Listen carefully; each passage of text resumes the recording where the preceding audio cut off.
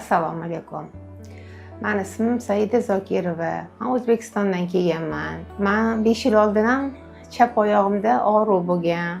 Doktorlarga borganman, ko'rsatganman. Keyin menga doktor Amitni taklif qilishgan. Has first come to me 6 years back when I operated on her left knee, and it was an osteoarthritis knee, and a total knee replacement surgery was done back then 6 years back.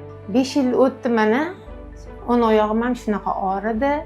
Rengi simka qilsam.